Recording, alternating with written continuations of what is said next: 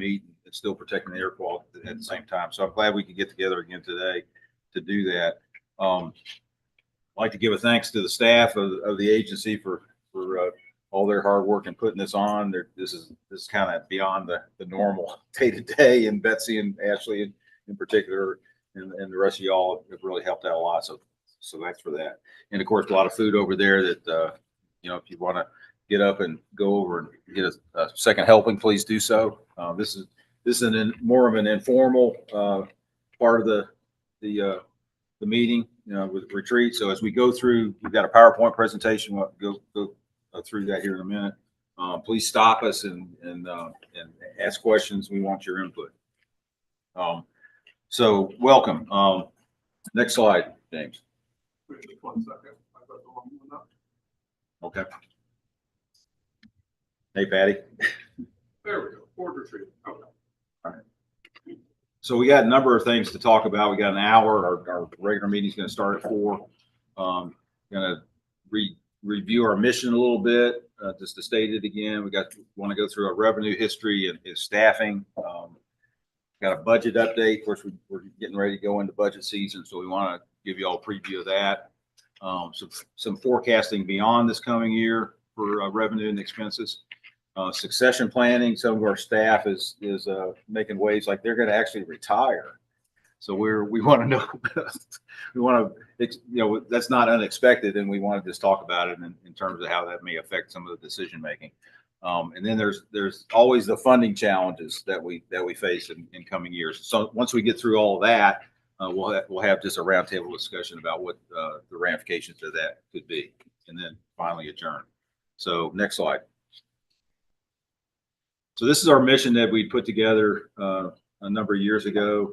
The mission of the agency is to protect and monitor the area's air quality to safeguard the public health and the environment, which I think is a pretty simple mission, and I think we've done a pretty good job over the years. And in the next 3 slides, which we'll go through in some order there, this is what the air quality looked like 20 years ago. This is a camera from Look Rock that the National Park Service operates, and so that was 20 years ago. Next slide's 10 years ago.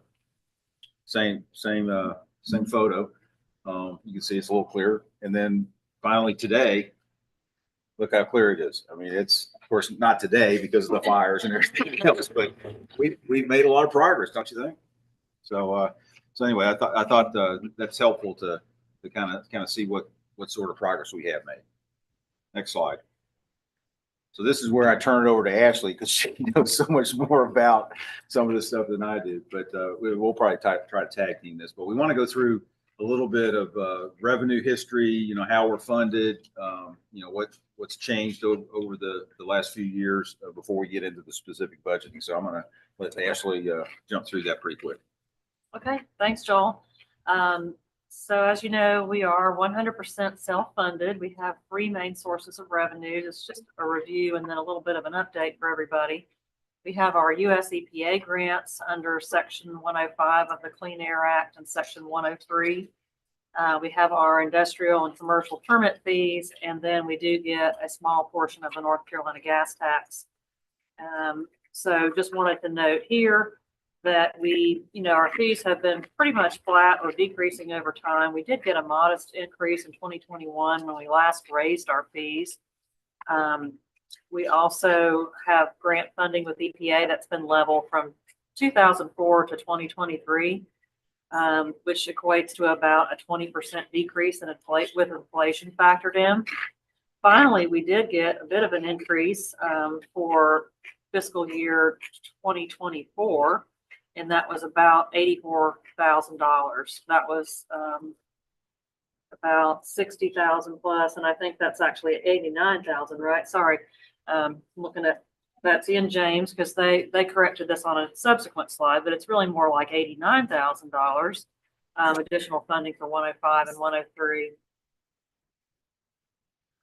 and that was for FY24.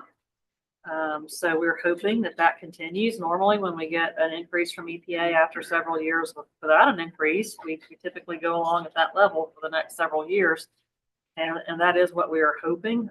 However, with Congress approving the budget every year, the House recently passed a bill to take us back to 2023 levels. Of course, Congress has to work that out. So we'll see what happens there. And North Carolina gas tax has been stable, pretty flat, and it's projected to remain so for the next 7 years before decreasing. Question. Yes. If the gas tax is replaced by mileage tax, how do you see that as impacting us?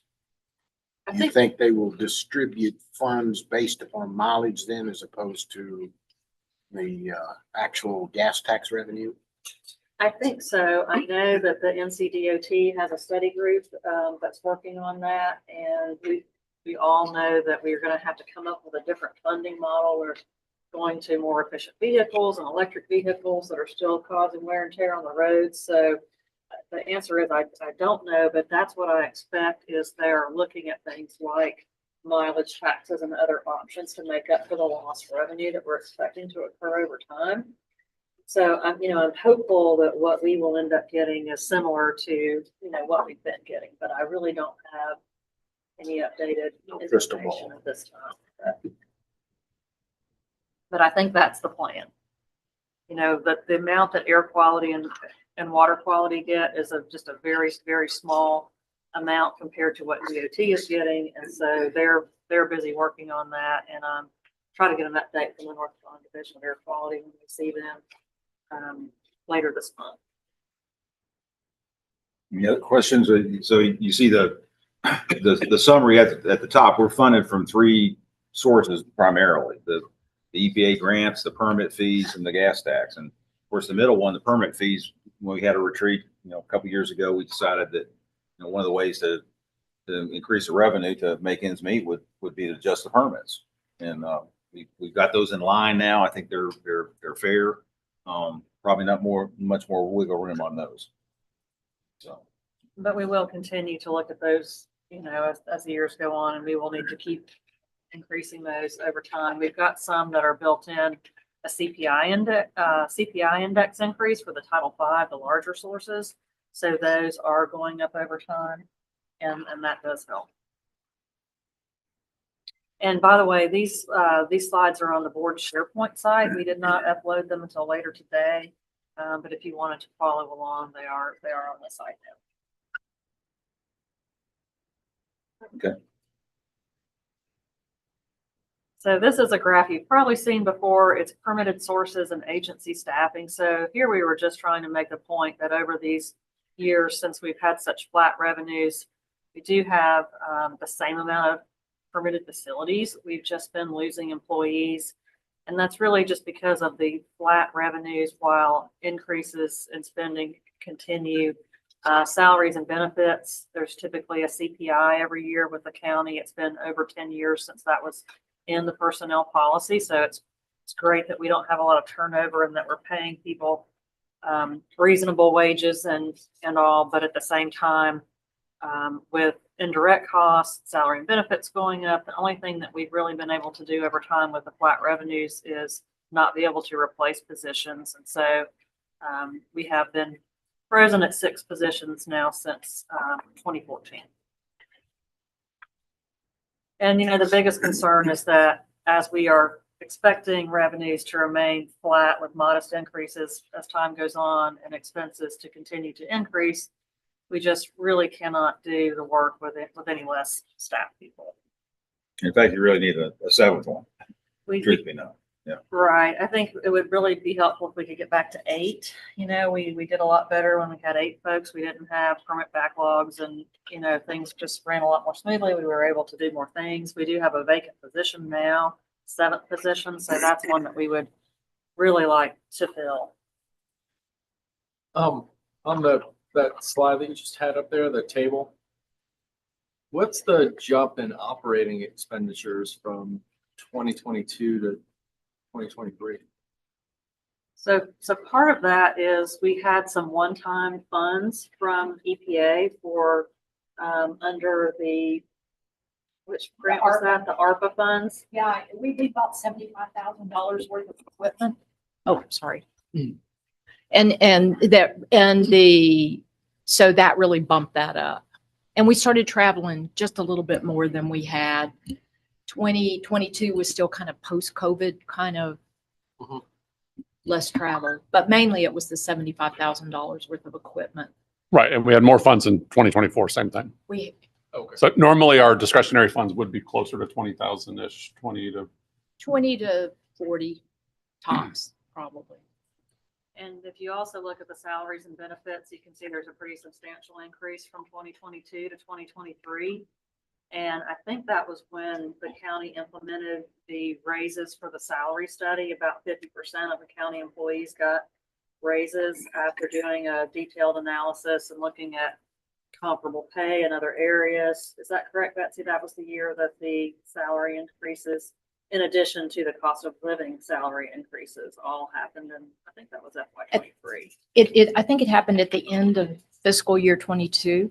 Okay. Yeah, in May. So this is actually this year and looking 2 years prior, right, Angela? Right. So FY23 just ended June 30th of 2023, and it usually takes a couple of months for all the numbers to come in so that we can provide some final numbers. So you'll see the actuals for FY22 and 23 are here. These FY23 numbers, or this is the first time that we're sharing those with the board, just so you can see how we finished out the year. And the good news was we were actually had about $8,000 extra that will go back into the fund balance. You can see that FY22, we pretty much broke even or pulled $692 out of the fund balance. If you look over at the budget for FY24, started July 1st, and that runs through June 30th of FY24. So this is the board approved budget that you're seeing under the budget column FY24. We do have an asterisk here next to where we projected to pull about $116,000 out of the fund balance. That was before we got the final numbers from EPA for the grant. And just to make it more confusing, EPA budget year is different than ours. And so the EPA FY23 year is the funds that we will draw down in FY24. So the good news was that was the year that we got some additional funds, about $89,000 more. So we just put an asterisk here to say, you know, that was what the board approved. That was the best information we had at the time. But in the subsequent slides that will show you, you will see that for our projections, we have added that $89,000 back in. So we're only projecting to pull around $38,000 out of the fund balance for FY24. But we do have some assumptions and things that we can go over, and we can, I don't know if anybody has any Yeah, questions. please right ask here questions if you. before we move on. What would contingency cover? So I'll answer that. So 1 year when it's for things that we didn't foresee. So it's kind of in its own space. So even though it says 0 in 22 and 23 and 22, the end of 22 was when this compensation study took place. And we didn't have the funds to cover the increase for that budget year. And we were able to do a little finagling and move the money. So it gets moved out of that. It got moved into salary and benefits. And then last year, I believe we had to use a little bit of it to help pay for some of the equipment because it had gotten more expensive. But there are many years that we never touched that. Okay. But it's very helpful when we need it. Sure. Yeah. No, I get that. But there's a good chance, or there's a chance that won't be used, which makes the budget $15,000 better. Yes, Correct. and that happened a lot of years. The county allows us to do that since we are self-funded. Other county departments are not allowed to have contingencies, but if they have a shortfall, they get funds out of the general fund. But they do allow us to do that because of that we are self-funded.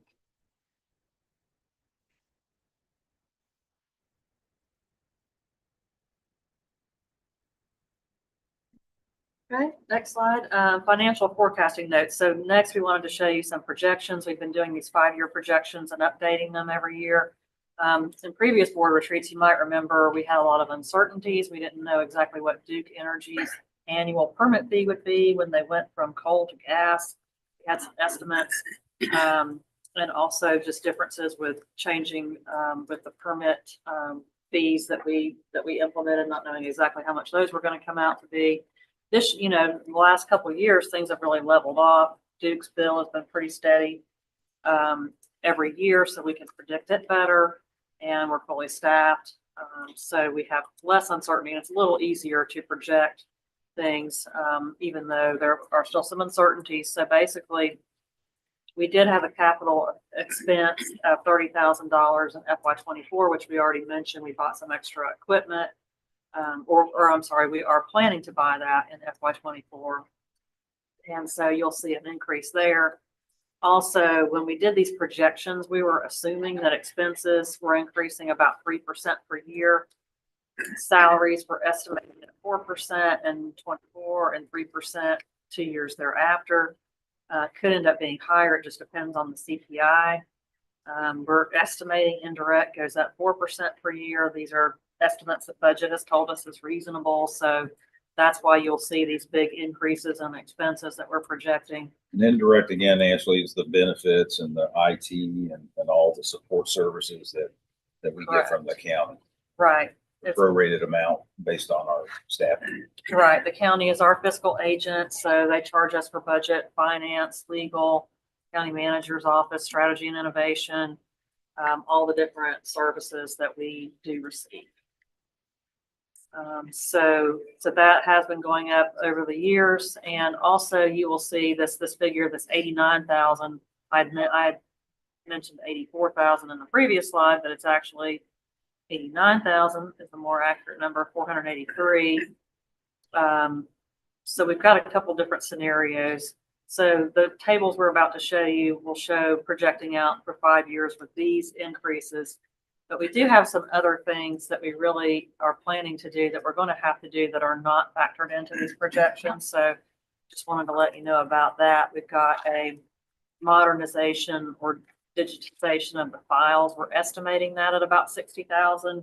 We still don't have a really firm quote yet, but we think that's a good What's your ballpark. retention schedule requirement on data? Monitoring data Yeah, or or facility? Either one, would you have, I assume you have retention Yes. requirements for each category. Yes. Typically, what are those, like 3 years, 5 years? Well, if it's anything related to the asbestos niche app, it's forever because the latency period of lung cancers are typically over 25 years. So those are forever. If it's for a facility, it's a lifetime of the facility. So like Duke Energy has been here since the 60s. So, as long as it's a permitted facility, it's still active. We have to keep all of that. So it's, Even though it's not the same facility. well, that's a good question, but I would still keep it. Okay. But then there are other things that aren't as long. And I think monitoring data, is it 5 years?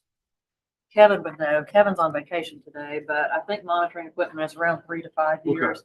But we like to keep it a little bit longer. So it just kind of depends on what it is.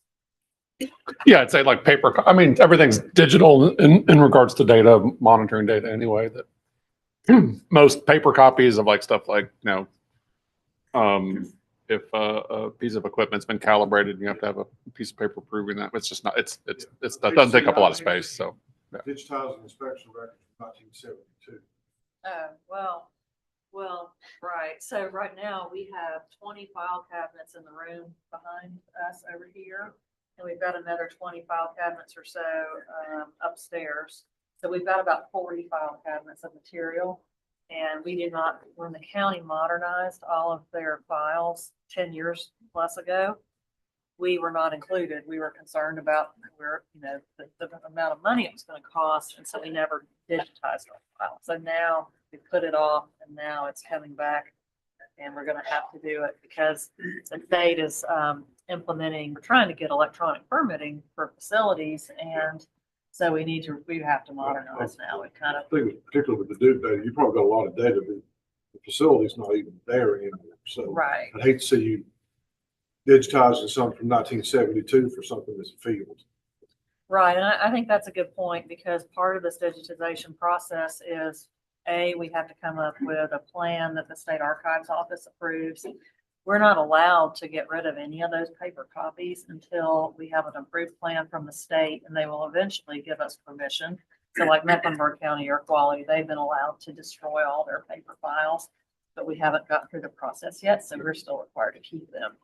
But that is the expensive part. Once we get the modern system in place and we start scanning things, we're already scanning some things coming in, but once we get an approved system, because they are all public records, and once we get them going, the most expensive part is going back in time and scanning the older stuff. Yeah.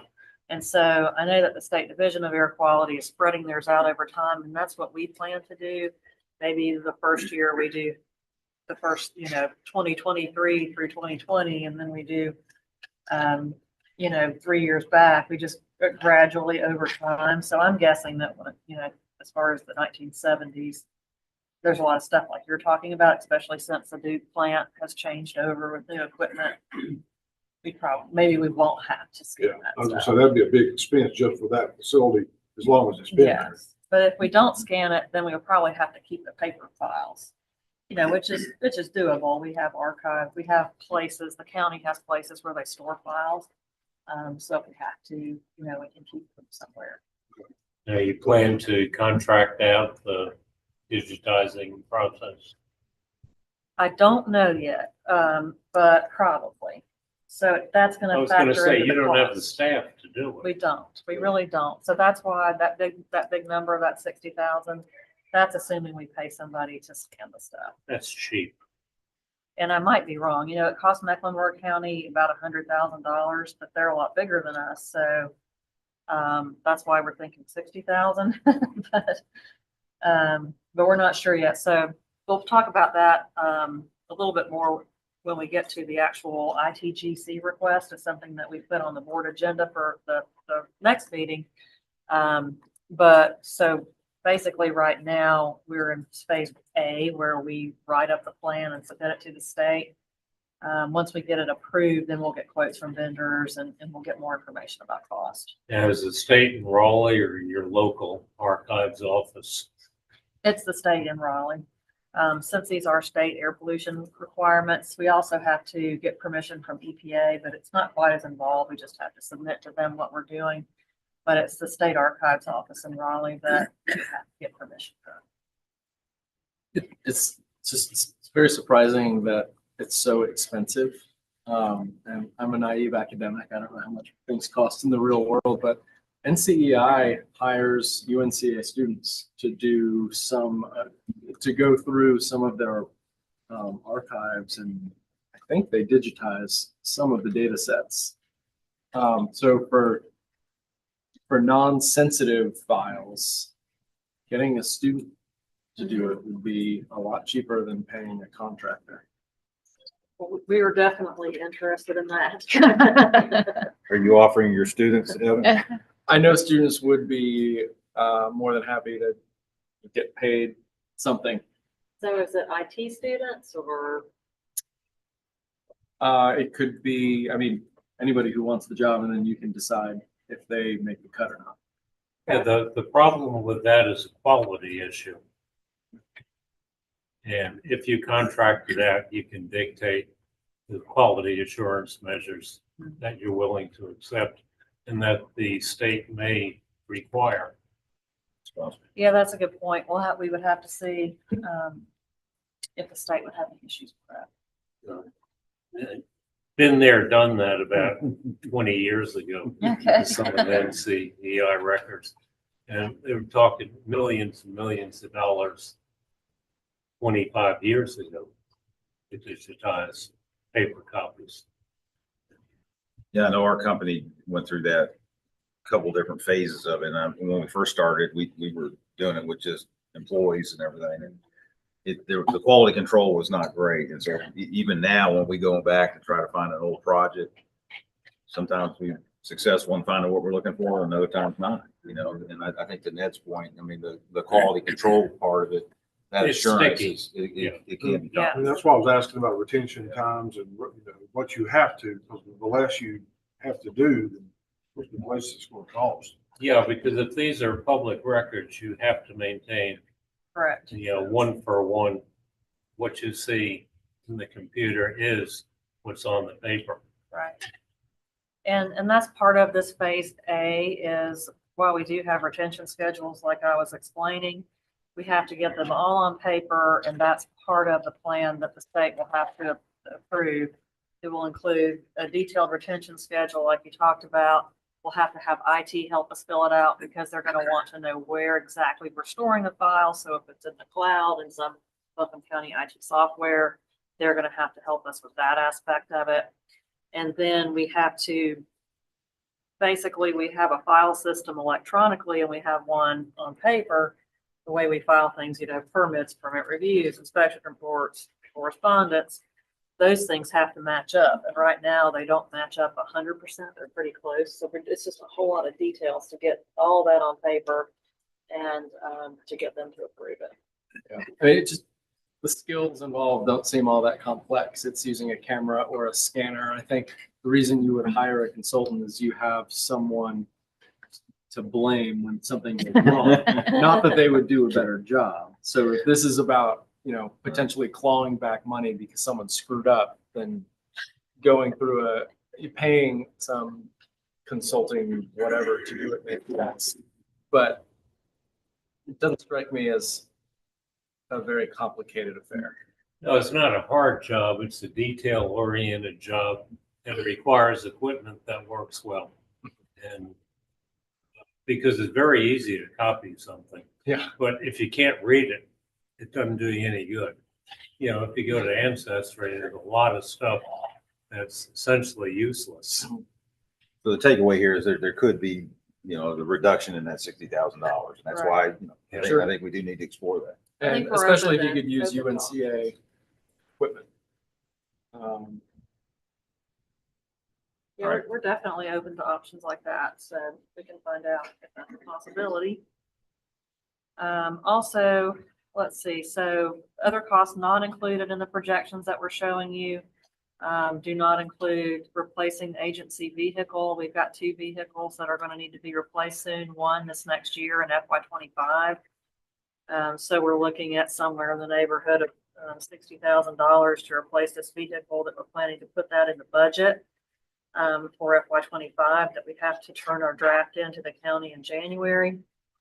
Also filling that vacant position, even if we are paying someone approximately in the $60,000 range, if it's somebody right out of school, an air quality specialist, once you add up all the benefits and other costs, the position ends up costing us over $100,000 a year. So we did not put that in the projections, even though that's something that we kind of really need to do. And extra funds for staff. We talked to budget about putting some extra funds in salaries and benefits, like for when someone retires, we could have staff overlap and training. The county does allow us to do that. When someone's going to retire, we could hire the replacement person and have them on board a month or so while, like say, for instance, Betsy, for example, who is planning to retire soon. We'd love to have somebody that we could hire and have here for a month while she could train them. They do allow that. That would require a few extra thousand in the budget. Also, internships. We'd really like to continue working with students like Ava Engel to do programs like this Asheville-Buncombe Sustainable Brewing Initiative we're going to hear about later. There's a few $1,000s a year for UNC Asheville interns, things like that. We'd love to do something like that. We've also talked about radon test kits for $500. We could probably get about 100 radon test kits and give those out to the public. So those are some things that we like to mention during a budget retreat to say these are things we'd like to do if we could. So those are not part of these forecasting notes. And on 60,000 per vehicle, are you imagining EVs or plug-in hybrids? Yes. So the county has a vehicle policy that says that we are required to get the most efficient vehicle that will work for us regardless of cost. And that means EVs, hybrids, depending on the use. So EPA, as part of the Inflation Reduction Act, we've had some of this one-time funding to buy some monitors. And we've just completed a process called a needs assessment, which is part of the Inflation Reduction Act, where we ask for everything that we need. And so we asked for some additional monitoring equipment like spares and some extra spare parts and things that we didn't get the last couple go rounds. And we also asked for a Ford Lightning for our monitoring department. Those are $60,000 roughly. And we asked for a position for that. That would be our vacant position. The catch with a position is that these are not recurring funds. So we don't know if they will award us a vehicle or a non-recurring fund position, but we did put in for it because it is a needs assessment. So if we were to fill a position with funds like that, of course, we would have to advertise it as being, limited time, 1 year. But if we do have people retiring, like we'll talk about coming up, it's a possibility that if we hire somebody for a time limited position and then someone retired, then that person could potentially apply for that position. All right, let's keep moving. It's about 3:30, so we got about 30 minutes left, and we got a number of things to continue to talk about. I think these next two slides are probably at the heart of what we want your all's input on in terms of the forecasting of future years. So. Okay, so this first slide is assuming that we keep getting the additional 89,000 or so for 105 and 103 EPA grants and not factoring in digitization, vehicle, or any of these other factors. You can see that we are looking at maybe projecting to pull about 38,954 out of the fund balance for FY24, and that number would continue to grow. 80,000, 112,000, 147. You can see we've put that's been showing up in red. You can see the number for 23 actual shows we put 8,000 back in, but we would be projecting to pull those funds out. And then down below that, we've got projected fund balance. So we took the 715,000 that's in there now and just subtracted out that number from the red figure there. And you can see that we're projecting out within 5 years or so, we could be pretty far down to $155,000 in the fund balance, not counting, we always conservatively estimate revenue, so it might not be that bad, but we think it's reasonable. And that's with the EPA funding staying at the 89,000, right? Correct. And if you go to the next one, we did another slide for 2023 levels. The House of Representatives, I think I mentioned that earlier, has passed a bill to take us back to 23 levels. The Senate seems to want to keep us at 24 levels. We'll see what they all work out. But if we were to go back to the 23 levels, basically just subtract out that $89,000. And Betsy, I might be oversimplifying here because there might be some one-time funds in here. If my math is not adding up, then these projections are quite a bit worse. I've got a question.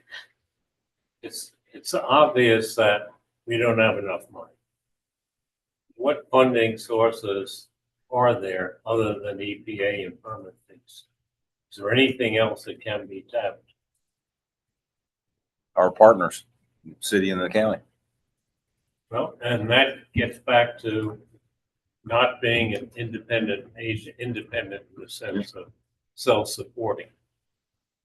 Yeah, we're gonna talk about that in a little bit more detail toward the end of the retreat here. But yeah, Okay. that you're onto something that's pretty important. That's what we don't want to happen is that last the far right lower column, the fund balance, go into the red, and obviously this is the worst case with the EPA funding. Well, I guess you're saying it could be even worse than that depending on some of the assumptions, but with the information we have right now, it looks like within 5 years we're gonna be financially in some sort of insolvent. I was trying to figure out a different word than insolvent. But yeah, we're gonna run out of money. But at that point, That's what I there'll read. be a totally new board. Exactly. We won't have to worry about that. That's true. Our terms will have ended, right? Yeah. Okay. Yeah, okay, great, thanks. So, But- Go back and forth. You're gonna see. yeah, so the only thing changing here is the projected revenues. In both cases, the revenues are flat, depending on whatever assumptions you're making. What's driving the constant increase in the expenses. Is that all coming from the 3 to 4% salary and benefits? Yeah, what's, is it 4% the first year because the CPI is so high? It was 7%. CPI raises were 7% this year, right? So the county personnel policy takes a 2-year average when they do the CPI adjustment every year. And so that's the biggest thing. We were estimating at 3% going out because we think, inflation should get better. And indirect is around 150,000 a year. So if that keeps going up 4% per year, which is probably conservative, hopefully it won't go up that much. I think those are the big things. Betsy, is that anything else? Yeah, that's the main thing, is that expenses are going to show inflation and our revenue is not. And the title with fees, that is keeping track with Yes, whatever COLA built increase, into the new language of that permit? yes. Okay. The other expense that I was not totally aware of until some, a couple of years ago is that folks that retire from this agency, we have to pay for their retirement benefits. Our agency, has to, Out of our Out of our pocket. Out of our operating fund. right. Their out of the health, operating fund, their which is- health insurance, specifically if insurance. they're under 65.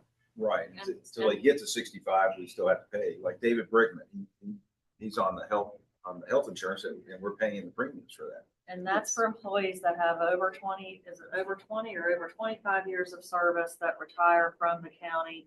And it's until Medicare takes them over when they're 65. So if someone retires when they're 55, that's 18,000 a year coming out of our budget for the next 10 years. So even if we were able to replace that position with a person that's making less money, we don't really save any money. Well, what that means is that Betsy is not allowed to retire. Well, to tell you with my age, it's not an issue with Well, see, me. she won't have, it won't be an expense with her. It will not. And I haven't worked for the agency long enough for that benefit, And even this if is I was not a- young. This is not a benefit that is continuing, and it's been stopped in the personnel policy. And it's only in effect for, there's half the staff right now are eligible for it, but the newer hires are not. Poor Alex. Other questions, observations for these spreadsheets here? All right, I mean, I guess the big question is, what do we do about it? right. But There's going to be a discussion, 15 minutes of discussion here at the end, and you'll have your chance. So next slide. Okay, Yes, the the next succession slide is planning. our succession planning slide, and you can see that positions shown in red are planning to retire in the next year or less. And then orange, that's about 3 or 4 years time frame. And we didn't do beyond the 5 years because this is just a 5-year plan here. So, hate to see people go, but when they do leave, there's opportunities for restructuring or, doing things a little different. So we're looking at what we might be able to do. I know that the State Division of Air Quality, they've got a lot of succession planning going on, and some of what they're finding is it's hard to replace one person with one person. A lot of the institutional knowledge going away, and in some places they're finding that they're having to replace one person with 1.5 FTEs, or they're actually needing more folks, and it's kind of what it looks like to us too. Yeah, I'll just say, I mean, the institutional knowledge of the agency staff is immense. I mean, in the time I've been on the board, I've been very impressed with all you guys. I mean, you're thorough, your knowledge is extensive, and I think the agency is much better off than it could be, just because you guys have stayed the course and have been with us for so long. I just would like to add that I just think it's amazing how much work we get done with a small group of dedicated staff, and how fortunate we are to have them, and how proud of them I am. So I think it's amazing that with 6 people, we're able to keep all this up. But that's just the biggest concern to me, is just with the increases in expenses, we can't shed, we just don't have enough depth. We're doing emergency planning now with the county. All departments are doing it for the poop plans. And, if somebody goes out on FMLA at this point with low staffing, we have 1 FTE in monitoring. just being able to collect the data and meet the requirements can be very challenging. And then some of the unexpected events that happened. I was, got home last night and I turned on the TV and I was doing some extra email and there was Ashley on TV reporting about the fires. I mean, that's not really her job description necessarily, but that's a resource I think that the county and the city enjoy, and we're lucky to have that. So, any questions about the succession planning? We tried to, show a little bit of forecasting about when we expect things. I mean, Betsy certainly and Kevin are going to be retiring here soon, and then Mike not too long after that. So, we'll have some decisions to make. Okay. Next slide is, skip that one. I'm sorry. I meant to cut that one. And I guess we're at the Okay. funding challenges. Yeah, here we are. So what's historically, the board, and this has been over the past 3 or 4 years, as we've had retreats, we've talked about the forecasting. I think we've done a pretty good job in adjusting the revenues the best we could to keep, things moving and solvent, as best we can. But, last year or even the year before, we started making some inquiries to the county and the city about, getting some additional funding from them. And I think some of our other agencies like Mecklenburg and Forsyth, they do get, money from their governments down there. We do not. And unfortunately, the Ashley and I talking to the city and the county primarily, haven't gotten a lot of traction with that, and they're, I think, as you said it best, Ashley, it was more about, okay, what kind of added value can you give us? If we're going to start contributing to your revenues, and we just haven't gotten a lot of good, healthy feedback on that, I don't think. So here we are again, looking down the line and seeing an erosion of the revenue and into a not so positive end here. And last month, Ashley and I got word from the county that they were doing an evaluation of that, to see, what the future could be for the agency. In terms, since they're certainly a partner in the interlocal agreement with the city, and so we were privy to a presentation internally last week that they had put together that provided some alternatives to us as an independent agency, and one of those might be that the agency would become a county department. So there's several different options. Another one that we might completely go away and just, become state monitored, like a lot of the other counties are in the state. So I just throw that out there.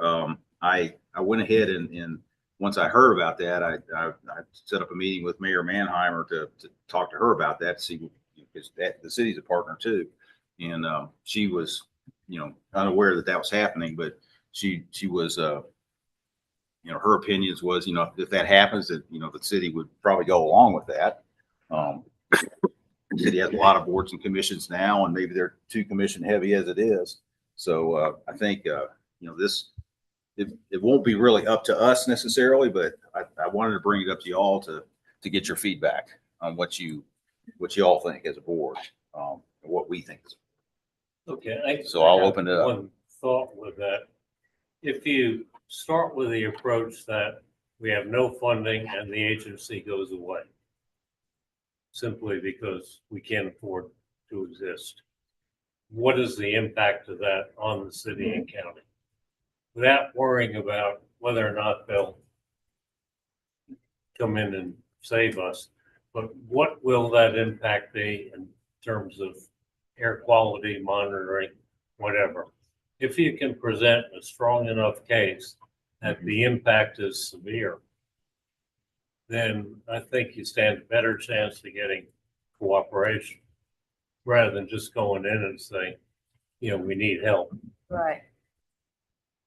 Well, I think the landscape is more tilted that way, Ned, than the other, us going away completely. I think the county in particular understands how valuable we are.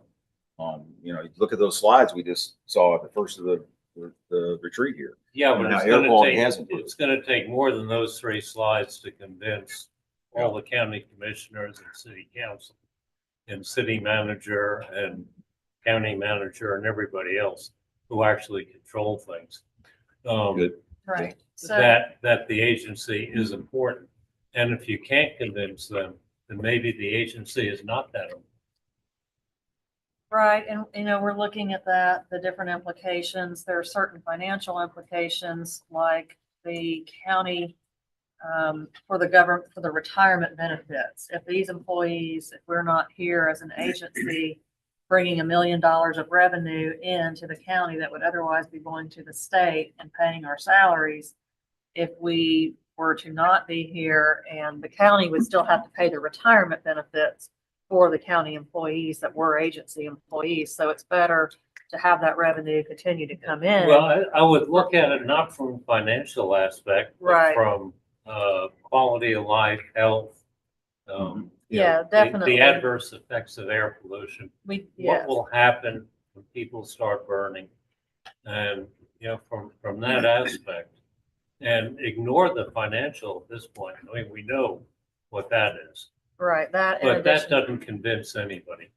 right, we are looking at that. We think that we definitely provide better customer service, being right here in the county. The State Division of Air Quality does a great job and they're great partners, but they're covering 19 counties here. So, and talking to county management, I think they agree that having better customer service, we have local control, we can have more strict rules. We do have more strict rules. We have more strict burning rules. We have restrictions on the size of materials that these big land clearing operations can burn. So that would definitely be an impact to air quality from land clearing. Also, fugitive dust. We have rules where we can require construction sites to control dust so that they're not spreading dust across their property boundaries, and the state doesn't have those rules anymore. We have more stringent asbestos removal requirements. Yeah, but can you document in Buncombe County the number of instances where where companies are controlled by us and what the impact would be if there were no controls? Because the state has fewer controls than we do. They would be permitted the same way with the state. Well, it's a little different because the state adopted some exemptions to their permit rules a few years ago that we did not adopt, and Mecklenburg didn't either. So we have about 218 permitted facilities, and that's counting the gas stations. That would go down to probably 30 permitted facilities. Mecklenburg made the same argument with their commissioners when they secured funding last year. Right now we have 70 industrial facilities, and we have like 17 of those would be required to still have a permit.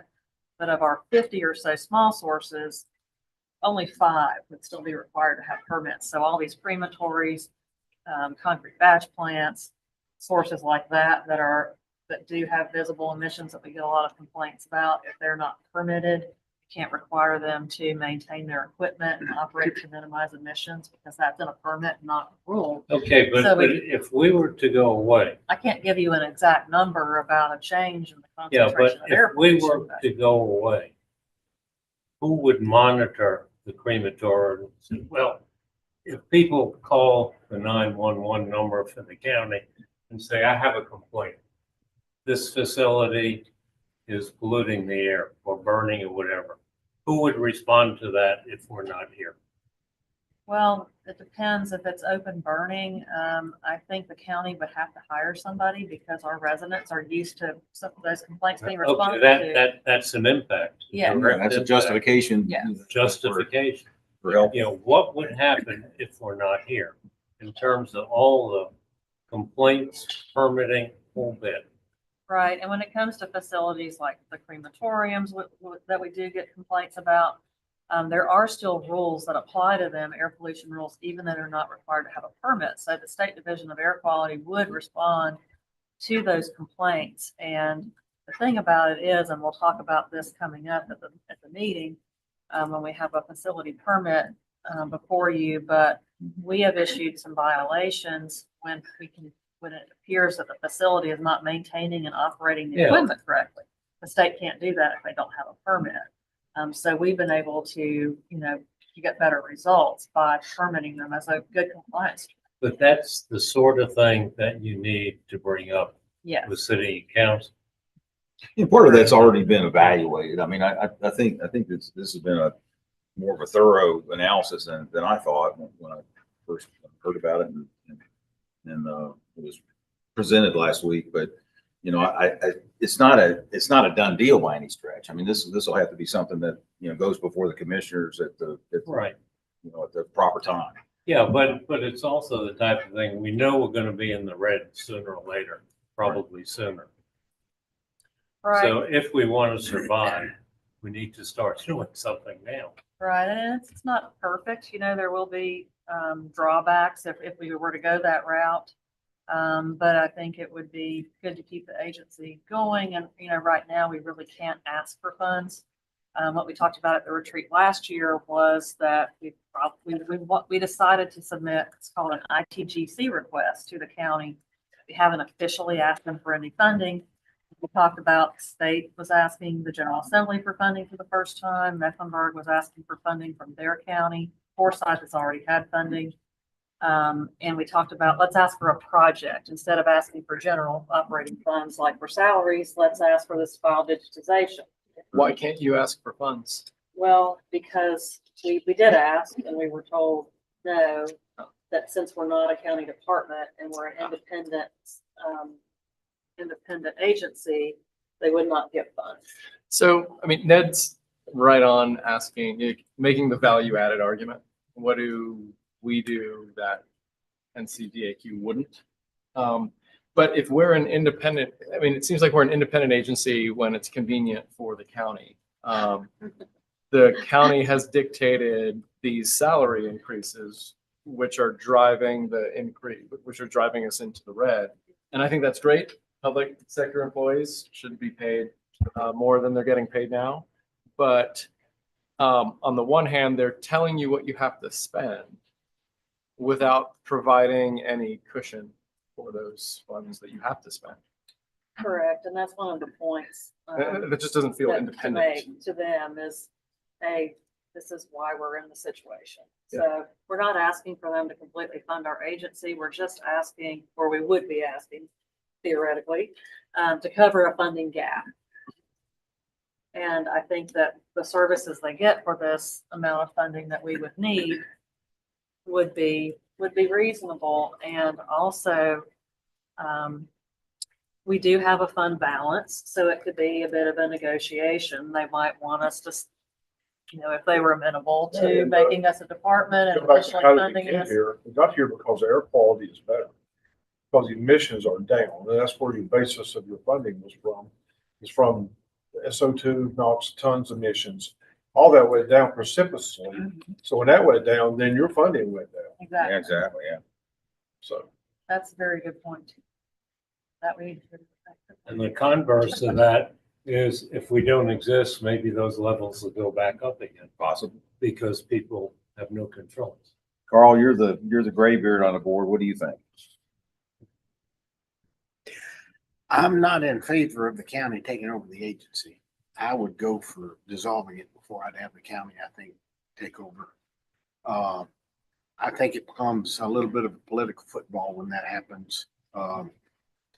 Somebody wants to come in here and an industry or something like that, and then we use this permit through the county to decide whether or not we want it, as opposed to having the rules and regulations that we're able to follow that are required. I would like to go back and look at what our bylaws or enabling legislation is and what it says as to how we were set up. I don't know that it could necessarily be taken over by the county. And that's something I'd like to look at, is whether that enabling legislation said that it would be an independent board. Originally, we were Haywood, Madison. Was Henderson in at that time? Henderson was it originally, then Haywood was in it as well. So, you know, it was a regional authority, Right. which was outside the purview of a individual government control. And now we're down to the city and the county. And I know the city doesn't want any more. As you said, they've got enough agencies or boards and commissions, but I'm not sold that the county taking it over is the route we ought to take. I look at those fund balances. We've had deficits before. We've moved on permit fees. Here you're assuming that things like stage one and those things are not moving. I think they naturally have to move just because of inflation. I think the thing we don't want to do is run along here continuing to spend that fund balance till we find ourselves out of money. I'd rather be proactive and make those moves in gradual steps. And I'd say if we went out to the permit holders, they would prefer that it stay with us as an agency because I think we have a good rapport with those people out there. So I think we could actually get some support from the permitted agencies or locations out there. All good thoughts. Thanks, Carl. That's me into my soapbox. Well, I know this is coming up kind of all of a sudden. It's pretty new to us too. So I don't know exactly where this is gonna go. I kind of feel like Carl. I think the agency, its independence, adds some value, to the program itself and the protection of air quality. It could be more of a slow burn. I mean, it likely won't happen next budget year. It just depends on, what the priorities of the commission will be. For sake of conversation, we need to have some analysis to what he said as to what value do we add, because that conversation is going to happen. You don't want to be having to struggle with what's that you want to be able to control that conversation rather than Sure. have it be drug along. So it's better to go ahead and build those talking points now of the value we add versus going to the stakeholders. You may be asked, well, Haywood County left. They're still surviving over there. How's that different? How would we be any different than where Haywood is now? But if you start now, we're talking about a 2 or 3 year time span to convince somebody to give us money. And we need to You make can't wait till, It's more than one conversation. Right. you can't wait until 3 years from now when there's no money and then say, hey, we're broke. Exactly. You got to start now. All right, y'all think about it. I mean, please talk amongst yourselves. Call me, Ashley. Let's keep the conversation alive here and we'll keep you informed on how it proceeds from here. All right. Anything else for the good of the board as far as the retreat goes? If not, we'll adjourn and ready to go into our regular meeting. Thanks, guys.